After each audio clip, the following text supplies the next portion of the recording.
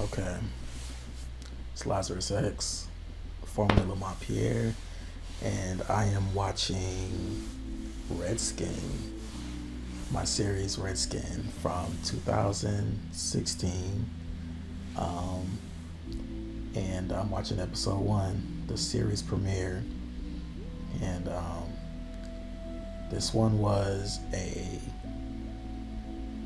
viral hit on the web. Um, I think it has over 8 million views as of today on YouTube. And yeah, I probably will have a lot to say about this one. It's been a while since I've watched it all the way through. And this should be interesting. Okay, here we go.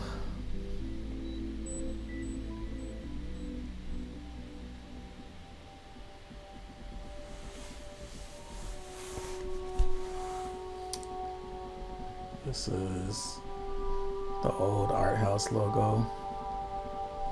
Redskin. Okay, so this intro. Okay, I'll get to that later. I got my power. It's very equal, honestly. Actually. And I actually can remember shooting these confessionals. We called them confessionals for this show. But basically, when I designed the show, I wanted to, I wanted there to be, I'm going to the city.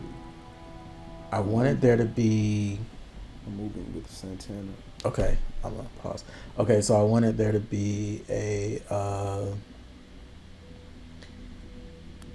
I wanted us to get inside the characters' heads. That's what I'm trying to say. So I wanted us to hear the characters' inner thoughts when they were away from each other. And so we had the script that, we were going by, of course. But then there was another component that was like not scripted.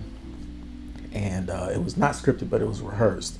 And so these confessionals were like super in character confessionals that could only work if the actors are prepped well enough to know their characters.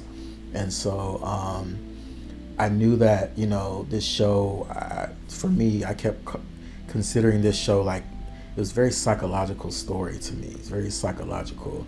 And I knew that I wanted there to be an exploration of what we saw them living through in the different scenes of the story, but then I also wanted to show who they were in their heads, that there was going to be a difference between those two personas, because we don't always say what's in our heads, obviously, and inside of our heads a lot of times it's a whole other world. And so I wanted this show to show both, the side of us that we show people, especially when we're in relationship, and then there's a side that's inside our head that we may not share, or we may parcel out pieces in here out to the world, and sometimes we don't do that. And so I wanted that to be explored in this story. So those confessionals, and we used to shoot them like solo, and obviously, but the actors were usually away from each other shooting those ones, and they were very intimate. So they usually was just me, maybe a sound person, and the actor, and I would prep the actor on what they were gonna be, what scenes I wanted them to reference in their confessionals, and then I would just fire questions at them, and they would have to answer the questions in character on screen. And here's another tidbit, and my course is going to cover this as well, but this little secret, I'm going to be doing a course I'm going to share my filmmaking strategy. Okay, so in my course, one of my secrets that I'm going to give away is I do this thing in my rehearsals called character therapy. So I'm going to go into more detail in my course on what that's about and why it's so effective. But this is the first time I used that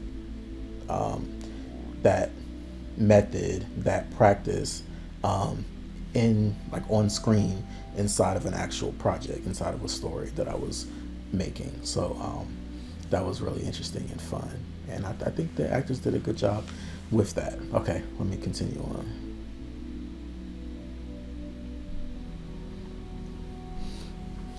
So this is Kaleb in the car. He's driving into Atlanta. I actually remember shooting this footage. I remember these guys on this cast, they could only usually shoot at night. And for this particular show, it was so weird. I've never had a production schedule like this, but because of their work, responsibilities during the day, their jobs, our call times oftentimes started at like 9 p.m., 10 p.m., and we would shoot all night into like 5 a.m., 6 a.m. in the morning. And that's how we shot this show. So I remember being very exhausted during this show because during the day, all day long, we're shooting other projects. And then at night, we had to wait for this cast to come in and shoot this show all night long. So I remember I was always exhausted. But I remember shooting this footage, family and friends, driving in the car, and he's thinking, about this new life he's gonna have with his that I'm moving for boyfriend, if you want to call him that.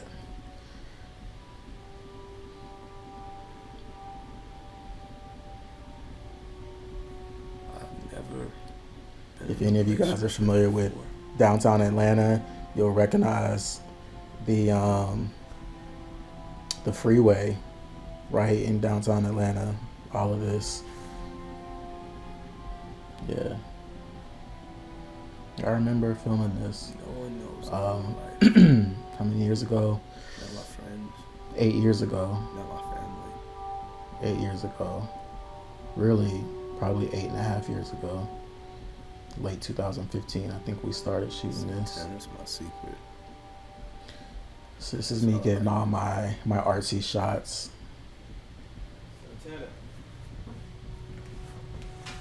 Yeah. Santana, where you at? This opening scene.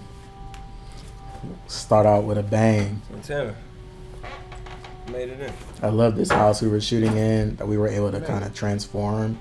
Yeah. And we did the walls ourselves. I was really big on the walls being like paisley walls. So we had paisley fabric on the walls through this entire show. It's mine to be.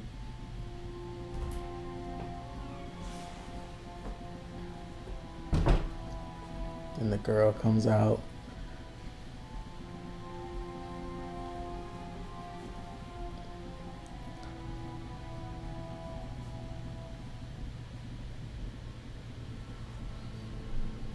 Hey.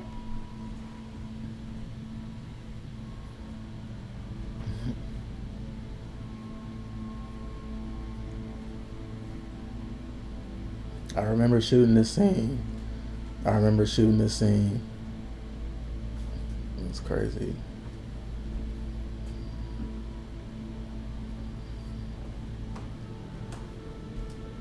I remember there was wood floors in the house that we were shooting in, and the floors were always moving. So you could probably tell when they're walking that the floors are moving because there's wood floors throughout the whole house. He's probably drinking real wine. It's possible that we had real wine in the house.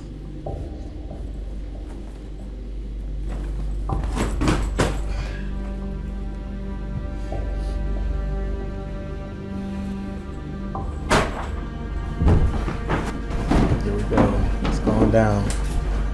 Damn. I love that part. Whooped his ass.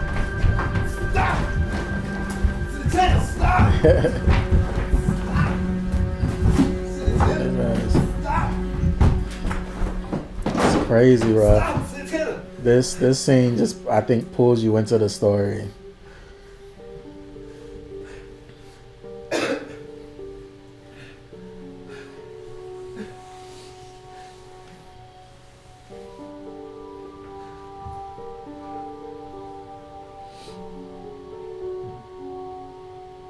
of this shot right here coming up. Well, you see his back of his tattoo, Only God Can Judge Me. That was on purpose. Rack focus into that.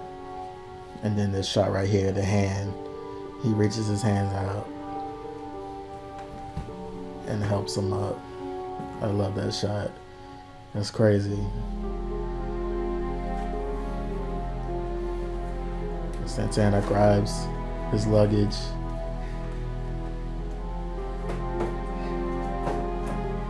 Takes it into the room.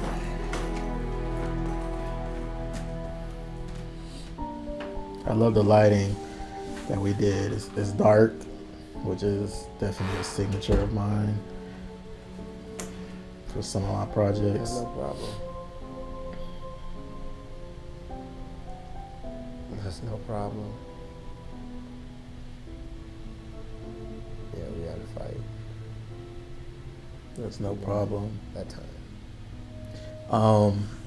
So he's saying there's no problem, and he's playing down that moment that they just had, that violent moment. And in this show, I wanted to show a toxic, just get inside of a toxic relationship.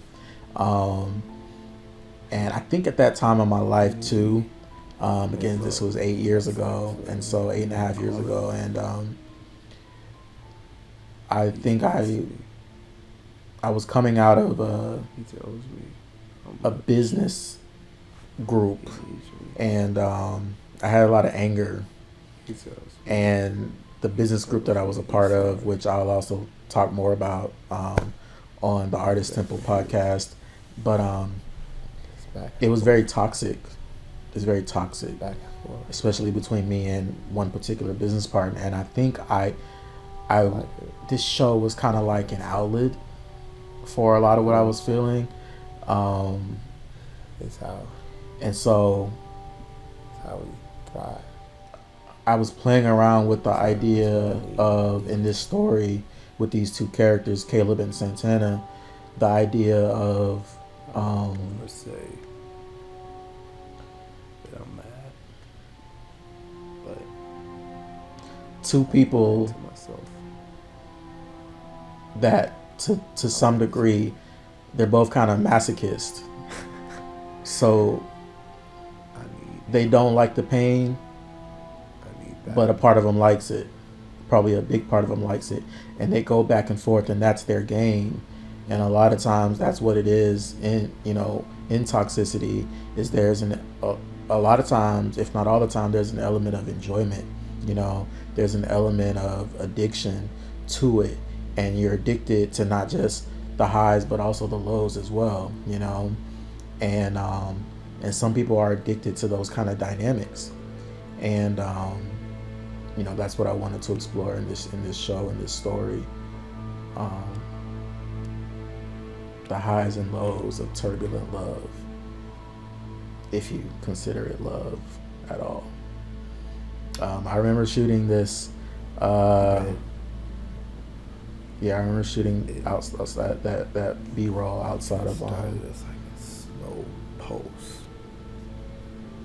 This footage right here, this solo footage. We actually shot this on the very first day of filming, and the actor that plays Santana, he actually couldn't make it to the first day of filming. He had to cancel because he had a family emergency, and so we had to change our plans and shoot some B-roll without him that first night, and then he joined us. Touches me. I think like a week later, we were back on set and we were back filming. I can't control. I really like these shots. I forgot about these shots. How it's gonna react. And because it's covering. I thought these actors did a great job in this show. I always have. This show ended up crashing and burning after just 4 episodes. I'll get into that at some point as well. But in the beginning, it was exciting doing this story. Everybody was amped up for it. And as I tend to do, I like to challenge my actors. I like to push them in ways that Pain. other people that they're working with, other directors, filmmakers, are not pushing them on screen. And I felt like the guys pushed through, you know, my direction, which is not always easy. I don't get enough credit for that.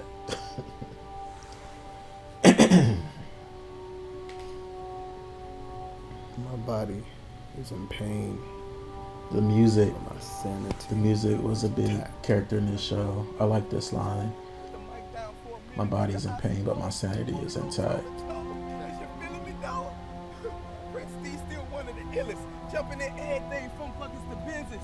That's Trip Ali. Worked with him on a few projects.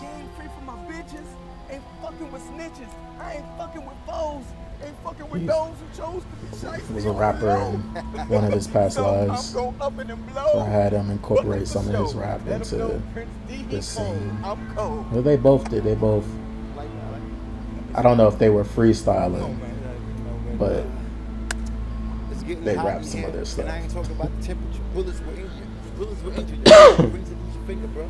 When the heat to your water will trickle off your necks. Hurry up and give it up before your soul connects. I'm nothing to mess with. The editing, I like the editing, you know, that I came up with for this show. And again, I was saying before, the music. Mark was our music guy, Mark Kefner, and he just designed just really awesome score for this show. He's a super talented guy. Super talented. Gave us some really amazing, you know, original compositions for some of our projects during these years. We worked with him for a lot of years. Several years, I'll say, several years.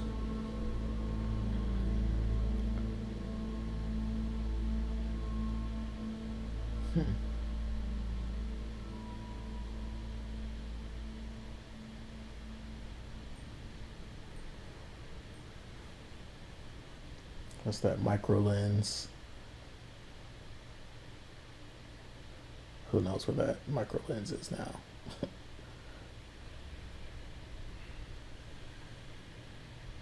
I remember filming this day too. I actually remember one of our few days that we shot during the day. And I remember shooting this scene. I remember the bed that we had was real squeaky. We had to make do.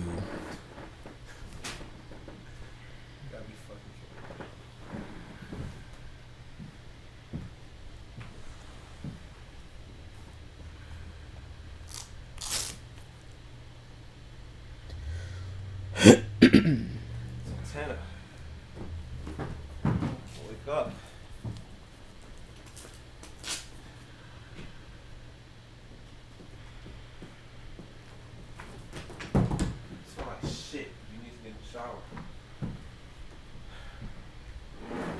Okay, the feet.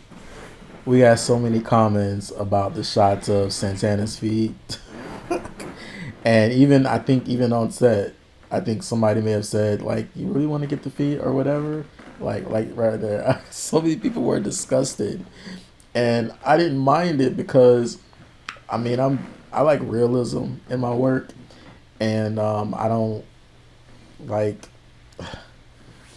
you know, in films and TV shows, it's like we like them, like, even as artists, we fall into it, trying to make everything look pretty all the time on camera when you're telling a story. But I'm the filmmaker that's going to go towards the realism as much as I can. So those shots were intentional, even though so many people were grossed out by his feet.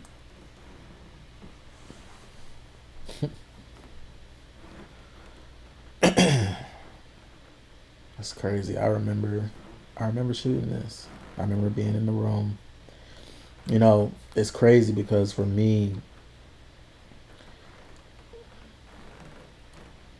sometimes the only way I can remember how I was feeling at a certain part of my life, I have to kind of watch something and it can kind of remind me of, oh, this is where my headspace was at that time when I was filming this show, this project, or I was on set shooting this scene. It kind of reminds me. It's kind of like my diary. It's the way I remember a lot of what happened in my life because I've been on set like I would say 95% Welcome back. of You got shit. the last consistently over the last 20 years of my life. I've spent 95% of that like on set, consistently filming my projects. I like this bathroom that we had in the house because it was an older house. Well, it was an old house, and so the bathtub was one of those old standalone bathtubs, and I just liked it. I feel like the house had a lot of character. I like this shot through the window. I'm very big on textured shots like this. I love shots like this.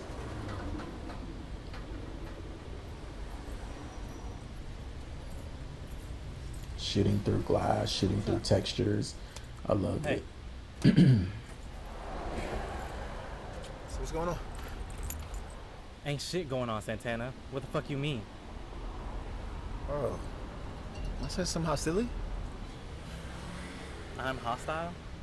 My single been out for a whole month. So I was have yet to notorious be on for pretty much my whole career as a filmmaker, as a director, working with a lot of new talent, and I ain't trying to hear that there's always bullshit, challenges Santana. working with new Save talent, it for the rookies. but then I there's know how this always shit work. the It's you. adventure You just ain't on it of like it's supposed to be. seeing Just how keep it 100. you as a director Like I can said, affect your new talent. platform- No, my manager needs Um, work. So Now, I heard about you. I and think this thought there guy was some right haters. here, But after dealing with he you, was pretty I'm starting to think they're right, Pretty- bruh. green, I would say. You want to keep it 100? Let's keep it 100. Your music's not that hot. That's why it's not getting no radio play. I don't. booked you for a venue next week to push to the I think I streets. vaguely So it's remember on you to being on deliver, set bro. this day. Snakes It's like a little disguised as diner evil eyes. Gotta around the watch your corner back from when our they production flip house They bite your back. that let us shoot. Keep a full clip for them devils live. Yeah, all right, whatever, man. Whack ass motherfucker.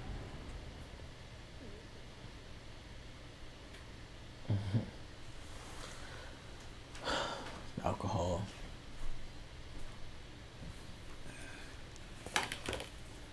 I really love this shot, this two shot right here. That's my ArtHouse style, man. I am like an advocate of keeping the ArtHouse genre alive. I feel like black characters are not shot often enough in art house style. I wish there were more black art house filmmakers out there telling black art house stories. So a lot of my shots are in that art house style. Oh, really? Definitely the angles, the composition of the shots, the lighting, of course, the color grading, I am. the editing. I'm dangerous. It's art house. Like I'm art house through and through. That's really the only title that I prefer to have on my name. Like, I'm an art house director, an art house filmmaker. Which actually surprised me. I just Forever. knew it was going to be a hassle when they were going to make me take some classes over. What do you want to do after I graduate? I thought these guys had great chemistry with each other. This is a 3-year program provided that I commit to a career in primary care. Another foot shot. The program is Shameless aggressive, so insert of basically 3 the years free of fall 3 years. DVDs from the free fall show that we had I'm just paying 1 year less in tuition. came out Because with. I'm Well, we getting didn't more just come out classes with this it. program. I just got to get through all my rotations. So Kaleb, of course, is a college student What you think about Miami? who What about it? transferred down to Atlanta to move in with this older guy. Talent artist. I kind of want to get my career started. I've been singing and songwriting. Ali's been But teaching me the guitar. they're not calling each other boyfriends. They're not, Wow. I mean, it sounds great, but you don't really know if they're official or that's not. exactly. You already know And lead. Santana is a aspiring music manager, I mean, you could just transfer down there. School's down there. a fledgling It's not that music easy. manager, I I should gotta say. be stable somewhere in order to finish. I mean, I don't want to be in school forever. I can't leave you here. So you gotta be there too. Miami. Yeah. Just think about it. What's your timeline for this? I'm ready tomorrow. But we could wait a while. See how we can figure it out. I said Kind lay the of, I groundwork think, here. in this scene, get Make the connection. some hint Gotta of reach down their codependency issues. there. Yeah, have some.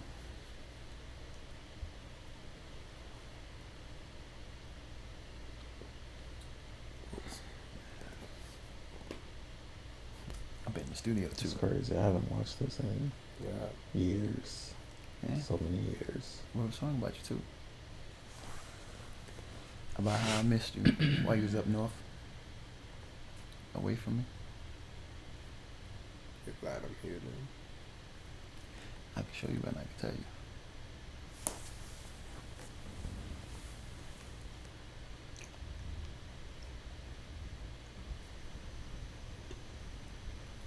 The kissing was a big negotiation.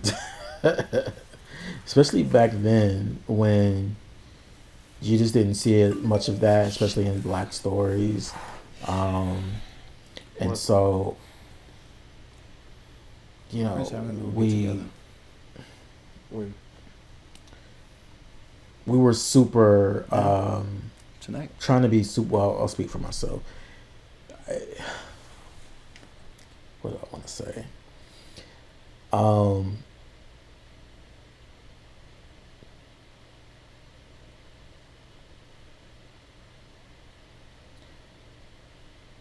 You know, my strategy is, as an artist in my work, you do want to kind of push the envelope. You do want to try to breathe, or at least me, I speak for myself because most people aren't like this, but I did always want to try to see how close we could get to the edge, if we can even jump over the edge sometimes. And so we were always testing those limits, those boundaries, and even with the actors, like, you know, testing their limits and boundaries, and, you know, exploring whether they were comfortable, you know, going, you know, this far, that far, you know what I'm saying? And you know, like, I think if I were to shoot this scene right here over again today with these actors, they would feel way more comfortable going even further than that, most likely, you know what I mean? And so I say that just to say that I always try to be respectful of people's boundaries. We have we have deep conversations, or I won't say deep conversations, but extensive conversations about where everybody's comfort levels are. I know in the industry now, and this is a topic that I can elaborate on in another video, but in the industry now, there's this whole big thing called intimacy coordinators.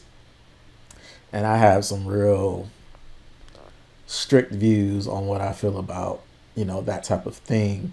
If you don't know, an intimacy coordinator in Hollywood is somebody that the production brings in to be an intermediary between the actors and the production, or production / director. And that intimacy coordinator is there to kind of be a voice for the actors when it comes to intimate moments on set. I understand the purpose of intimacy coordinators. I just feel like I don't need them on my set. You know, I went so many years teaching myself and learning what was the best way to approach intimate moments. And I've always had intimate moments in all of my shows, like sex scenes, kissing, all that stuff.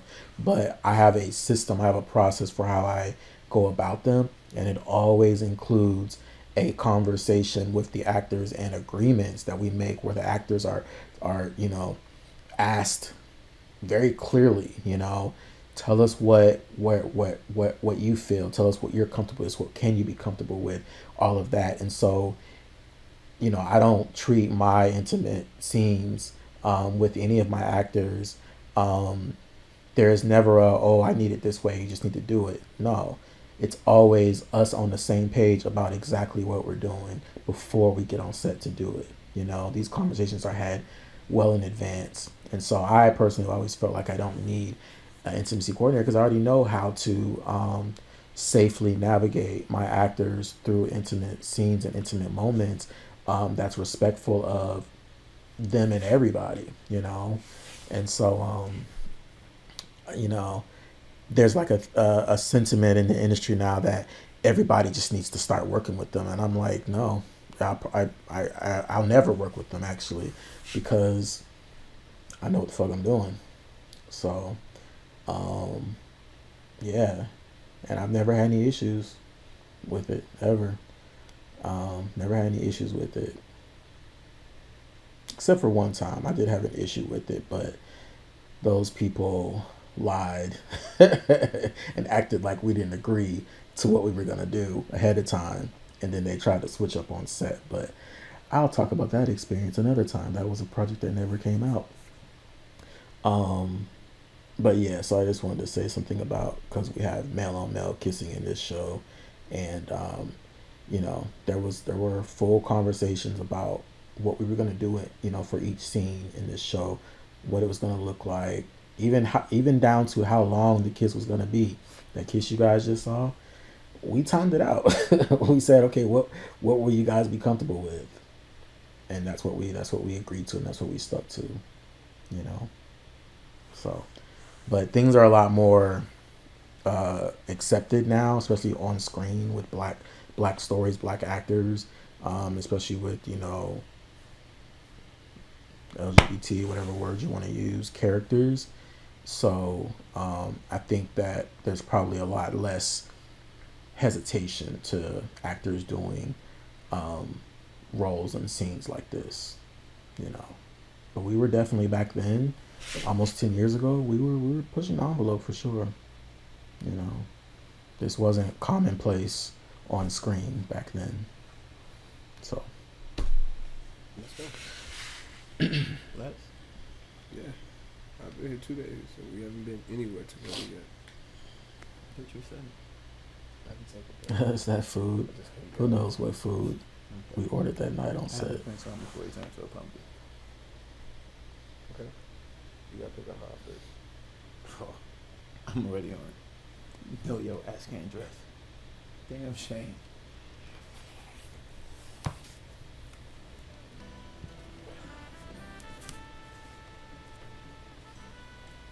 What's up, man? What's up? Yeah. You alright?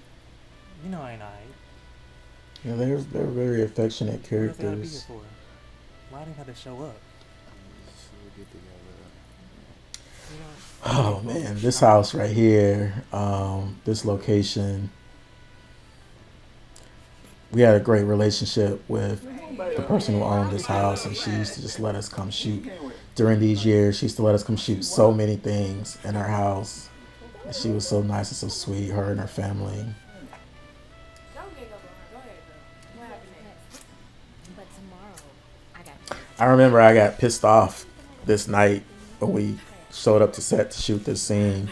One of the actresses in this scene brought, this is a no-no, okay? So one of the actresses in the scene, I won't say who, but she brought a friend to set, like inside the set, without asking.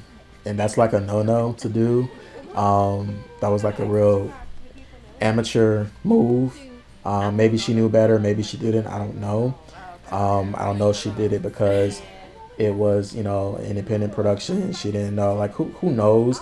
But I remember I felt, you know, that's kind of like a disrespectful thing, because set is a sacred place, you know, or at least my set is. I'll speak for myself. My set is sacred, and so all of the energies on set need to be like properly vetted, properly like chosen very carefully. You know what I mean?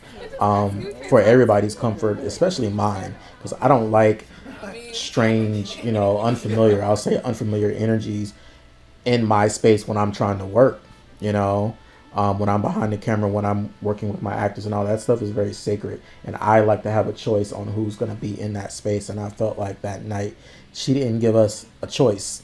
And of course, the professional in me didn't make an issue out of it. But inside, I was very like pissed off about that, because you don't do that without asking. You don't do that to anybody's set without asking. You respect the space. But this ended up being a good scene. It's a good sequence. I'll say it's a good sequence. And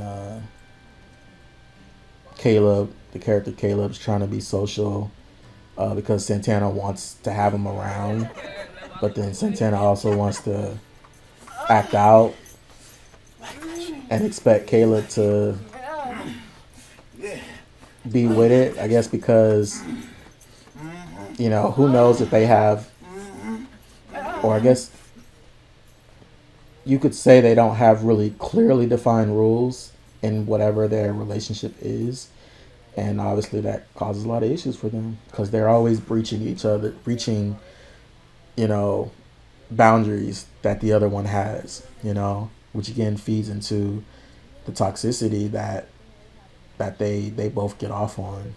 They both get off on the toxicity, and it's like a tug and pull. I remember this. I can't think of how many hours this took us to shoot this scene, but I don't know, maybe two or three hours.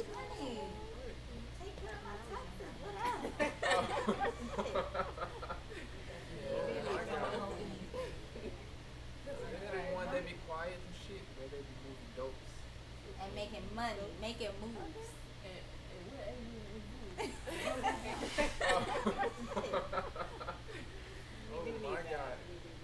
We did the extra person that we had on set. We did ask the young lady to have her friend join the scene. So, we're like, okay, you can help out the scene since you're here. But it all worked out. And, I didn't take it personally. I don't want to interrupt the party. Y'all always so nosy. Don't tell her that. What y'all talking about? Talking about tag. What, you got the tag? I got 5. They know the script. Okay, that's smart. Can you move? A little ad-lib banter that we let them do in that scene.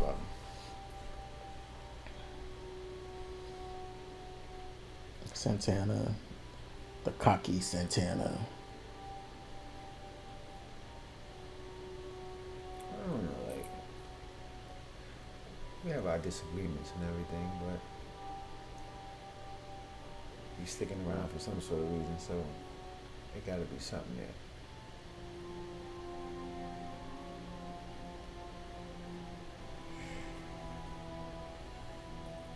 I think it's the game.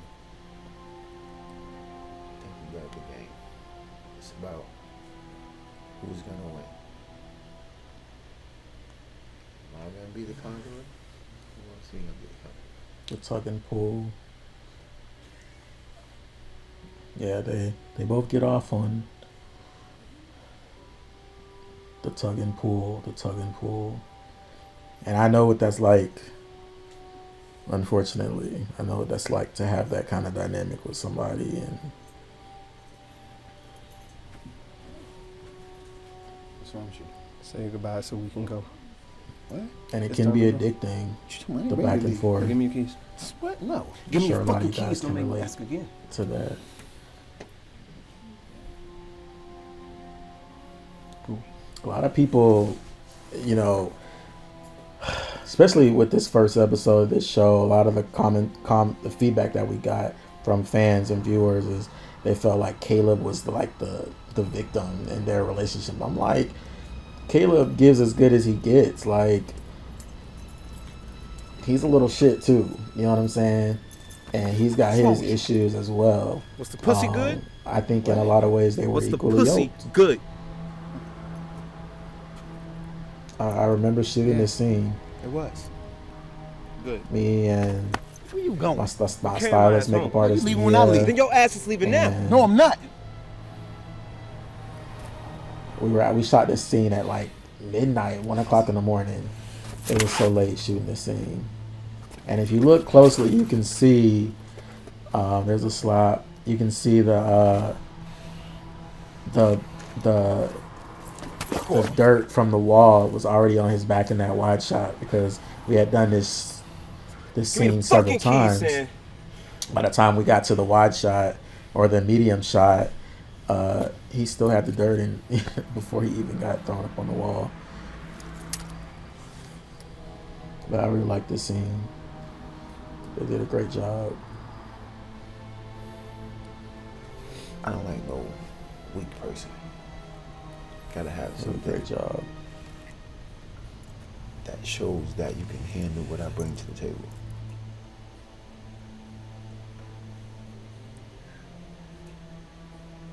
He lets me get away. Well, it's like he knows the things I do, but he doesn't like them, but he deals with them.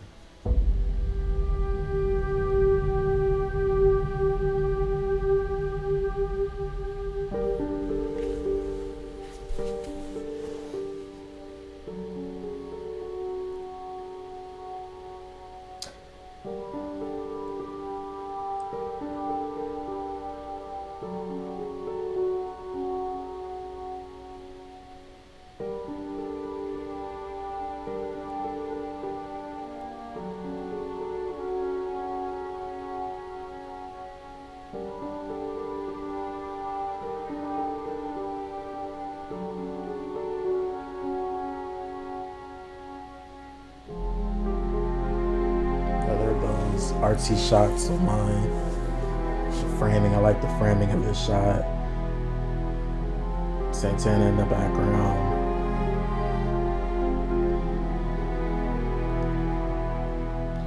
This scene is crazy.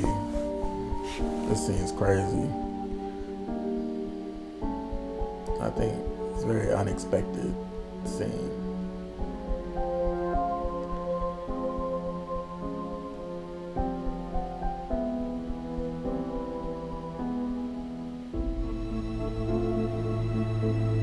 I remember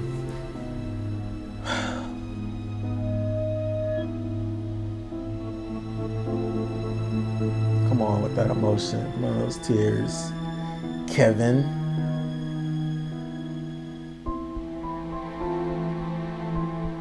When I was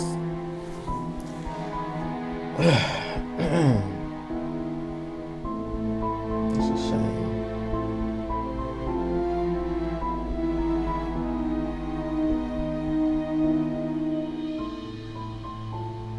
So I remember shooting this scene, and we shot most of it with the two actors still on set.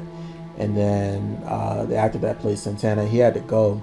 So the very last shot of this scene was actually just with the actor playing Kaleb on set by himself. It's just me and the actor doing this part right here. And I feel like the shots cut together really well that you would never even know that. And he did so good. I think we did this in 2 takes, this shot. 2 takes. The first time and then the second time was this shot, and we kept the second one, and he did so good.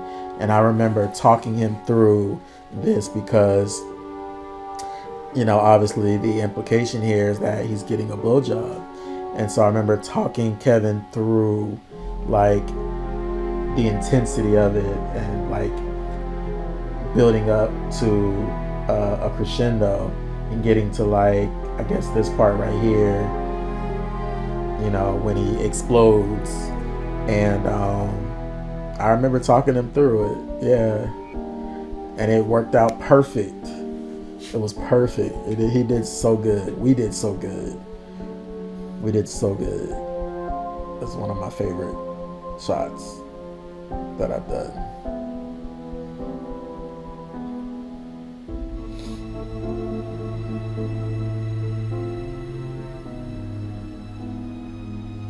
And it's almost like, I don't know, it's gonna sound weird, but it's almost like the climax, that he's experiencing is like, it's almost like a release. With it being at the end of the episode, it's like a release to like the tension that was built throughout the episode. He kind of releases at the end. That's how I like to look at it. Yeah, interesting. 2016 ArtHouse production. That's the classic episode of Redskin. Classic episode. And then I had him stare to the camera at the very end, and I said, keep staring until I say cut. And something that I do as well with my actors, of course, like, you kind of have to develop them to do this and prep them to do it. But if I know that I will be, or I might be needing to give them direction while they're in the middle of a take, but I don't want them to break. I don't want them to break any beats.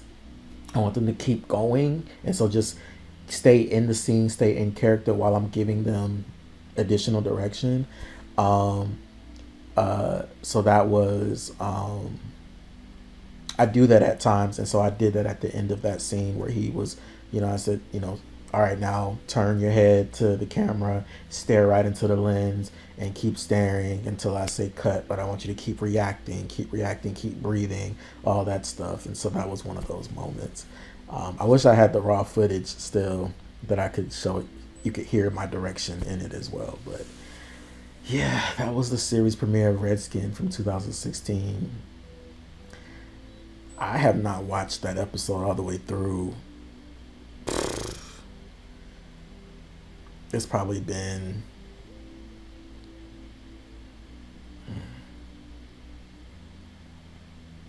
I don't know, maybe like 6 or 7 years since I've watched it all the way through. It's one of my favorite projects that I've written and produced, and it's kind of like a tragedy what happened to the relationship between me and that cast. We started having problems shortly after the first episode was released, and in 2016. And at one point the show was canceled. Like, at one point I canceled the show because of the problems that we were having with me and the cast. And it was just some things that, I'll just say unprofessionalism, which is like a big no-no for me. I don't work with unprofessional people. I don't work with people who don't feel like it's important and respectful to stay professional. Even when you have issues, there's professional ways to handle them. So we were starting to have issues, and I was addressing the issues. I was calling meetings. We were talking about it. And at one point, we got our wires super crossed to where I was like, all right, fuck it. We canceled the show. I think we were only 3 episodes in at that point. And then we had a big meeting about the issue. We got back on the same page, and then we got back to work filming. And I think we only got like one more episode shot after that, to where things broke down again. And when they broke down that last time, in my opinion, due to one person on the cast in particular, just one person. And that was it. And we couldn't get back on the same page, and somebody was just acting up. And it wasn't who you think it probably isn't who you think it was either. And I don't like to waste my time. I don't like to waste my company's resources, our money, if something's not working, or if people are being difficult and being unprofessional, more so than difficult.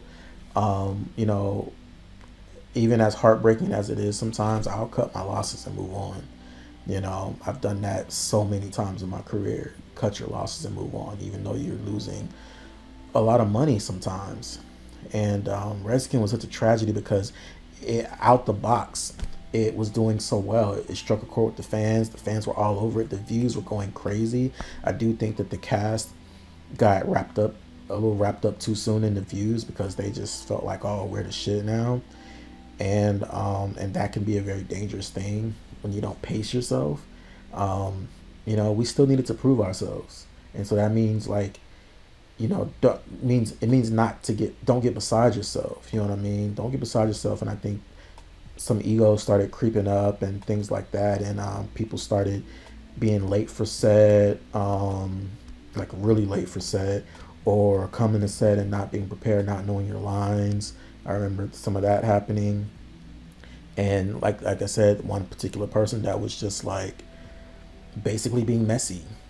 And it was such a small project anyway. So you can imagine like, how does something so small get so messed up? But one person was being super messy and he fucked up the whole production for everybody. And then years later, we tried to come back together, that original cast of Redskin.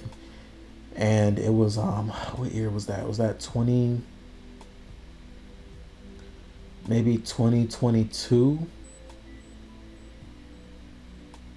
I think somewhere around 2022. Wasn't that long ago, maybe 2021, 2022. We tried to, I got connected to them, and we started having some meetings, and I had came up with a great concept. I had started writing a script for a reboot of the original Redskin, the original characters, Santana and Kaleb. And I was super excited. I came up with something super dope. I was so excited about it, yo. And we were even gonna try to take the show out of the country and shoot.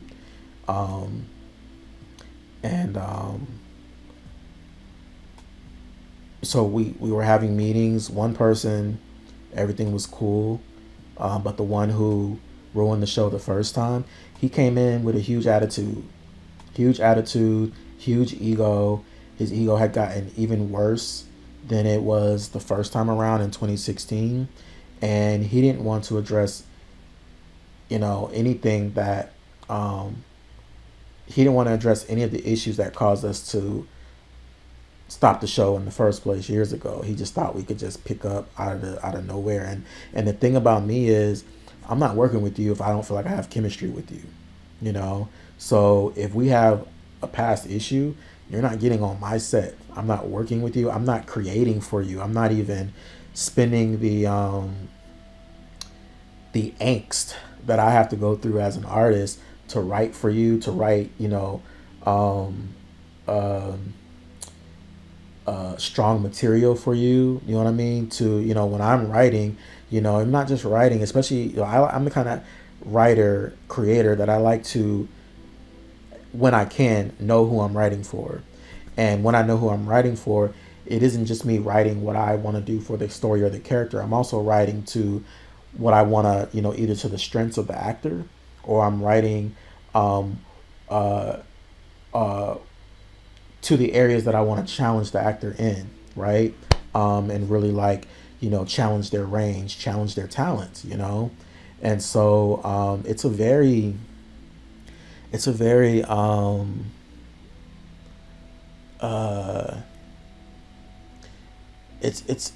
a gutting process to write a story, write characters, and pull a project together that's going to be compelling, that's going to be interesting, fascinating, to watch, all those things, and be doing it for an actor that doesn't respect you, doesn't, you don't have chemistry with. I'm not wasting that kind of angst, that kind of energy to do that.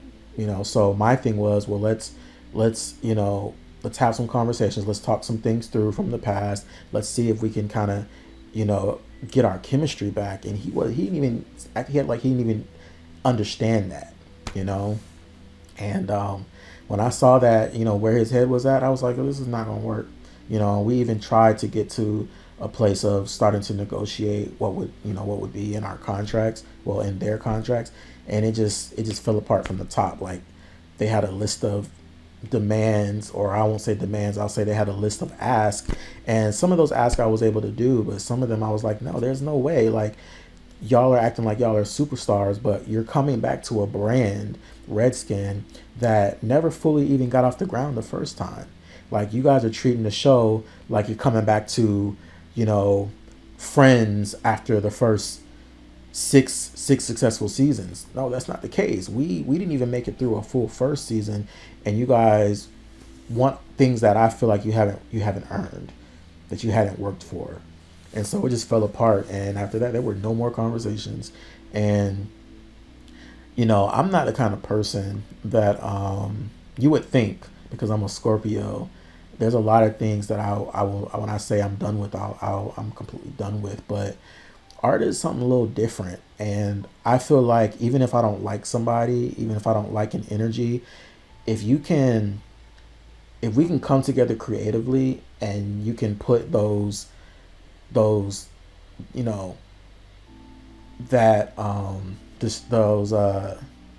the word, the inappropriate, distracting energies, and even temper your personality, you know what I mean, so that we can do something creative that's not about your ego or your issues. I could be cajoled. I mean, it would take some conversations. It would take me feeling like the energy is that there's synergy again. I'm usually gonna be open to that, at least open. So I ain't saying I'm gonna do it, that I would follow through with working together again with people like that. But if it could, I'm open. I'm always open to the conversation. You know what I mean? Like, I'm open to the conversation. I'm always usually gonna be the one that's gonna be open to coming to the table and at least having the conversation, as opposed to being so over it that I wouldn't even entertain a conversation.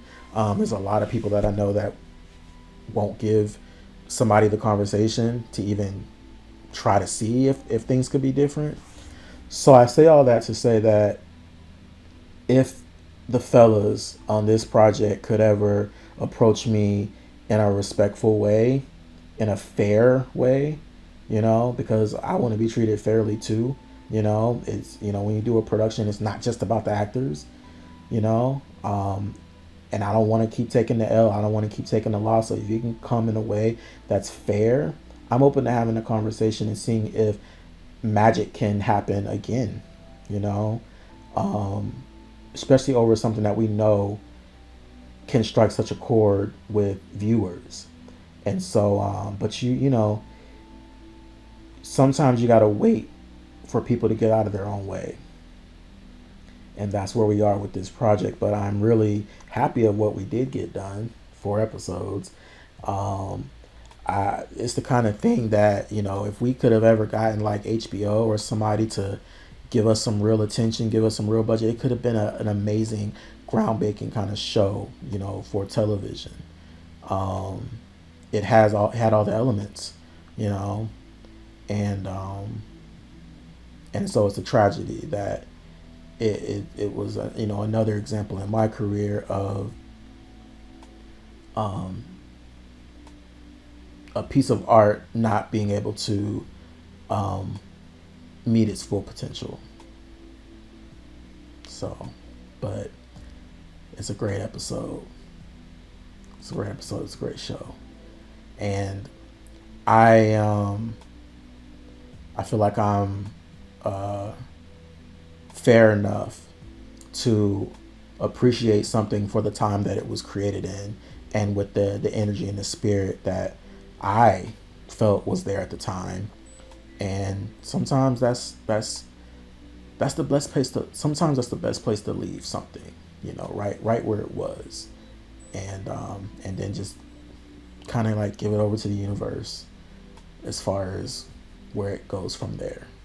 So, but yeah, that's my my breakdown of Redskin. That was crazy. Maybe in the comments you guys can let me know what's another episode you want me to break down and give you the behind the scenes scoop on. All right. Until next time, Lazarus X for the Artist Temple. Later.